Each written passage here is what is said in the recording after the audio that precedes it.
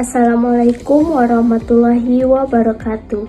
Di video ini, saya akan membahas 5 hadis yang sangat penting untuk memahami diri manusia dari sisi agama dan sisi psikologi.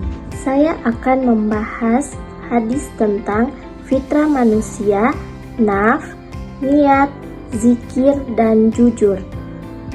Pertama, hadis tentang fitrah manusia.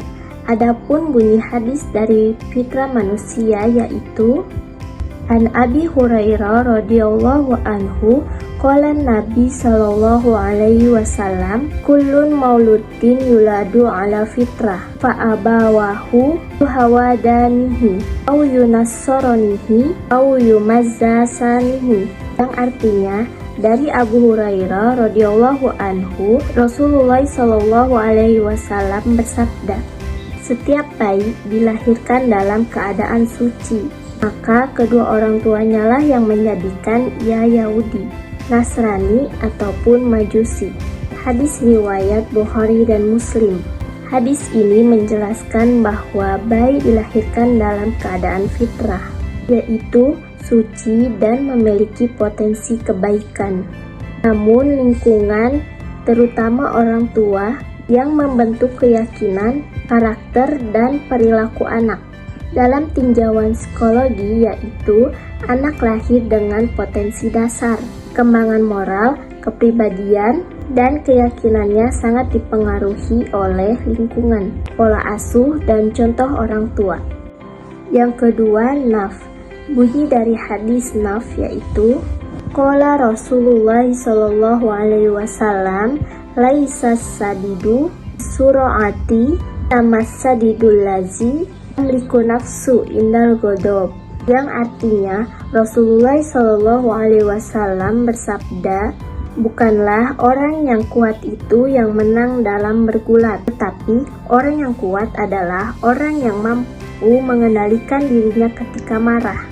Hadis riwayat Sahih Bukhari dan Sahih Muslim.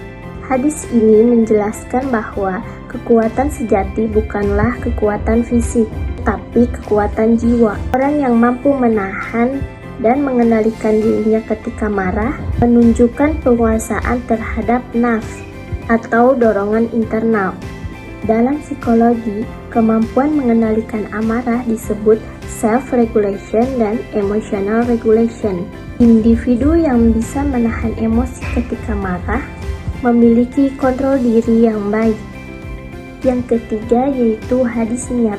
Bunyi hadis niat yaitu An Amir Mukminin Abu Hafs Ibn Khattab radhiyallahu anhu mi'tu Rasulullah sallallahu alaihi wasallam yaqulu innamal a'malu binniyat wa innamal likulli amri manawa faman kanat hijratuhu ilallahi rasulihi fahijratuhu ilallahi rasulihi man kanat hijratuhu lidunya sibuha au amro atiyan kihuha fahijratuhu ilama azaro ilaihi, yang artinya dari Amirul Mukminin Abu Hafs Umar bin Khattab, beliau berkata, aku mendengar Rasulullah Shallallahu Alaihi Wasallam berkata, amalan itu tergantung pada niatnya, dan setiap orang itu akan mendapatkan berdasarkan apa yang ia niatkan. Maka barang siapa yang berhijrah kepada Allah dan Rasulnya, maka hijrahnya itu benar-benar kepada Allah dan Rasulnya. Namun barang siapa yang hijrahnya itu untuk mendapatkan dunia yang ia cari, atau seorang wanita yang ingin ia nikahi, maka hijrahnya kepada apa yang ia niatkan. Hadis ini menjelaskan bahwa niat ikhlas dalam beramal hanya untuk Allah Ta'ala semata. Tentang hal ini biasanya dibahas oleh ulama-ulama tauhid, akhlak, serta ulama-ulama tazkiyah.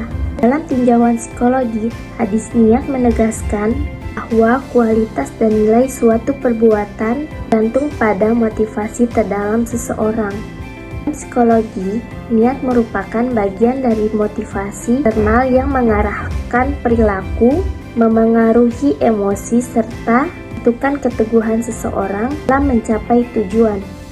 Selanjutnya, hadis yang keempat yaitu hadis tentang zikir. Bunyi dari hadis zikir yaitu qala Rasulullah sallallahu alaihi wasallam kalimatani khafifatani alallahi sakilatani takilakani mijani habibatani arrahmani subhanallahi wa bihamdihi subhanallahil azim, yang artinya dua kalimat ini dengan di lisan berat dicintai oleh Ar-Rahman, subhanallahi wa bihamdi subhanallahil azim. Hadis ini menjelaskan bahwa dua kalimat ini dengan diucapkan dapatkan pahala dan sangat dicintai Allah. Dalam tinjauan psikologi, zikir dengan kalimat pendek berulang menenangkan sistem saraf, menurunkan stres dan kecemasan. Dan yang terakhir itu hadis juzur. Kalau Rasulullah Shallallahu Alaihi Wasallam mayaribuka tamala buka innasotko umakninatu kaziba riba. Artinya, tinggalkan sesuatu yang meragukanmu, jujur yang tidak meragukanmu. Sungguhnya kejujuran itu membawa ketenangan, kebohongan membawa keraguan. Penjelasan makna dari hadis tersebut itu adalah ini menjelaskan bahwa kejujuran membawa ketenangan, sedangkan kebohongan menimbulkan kegelisahan dan keraguan. Rasulullah Shallallahu Alaihi Wasallam menuju hal yang jelas dan pasti.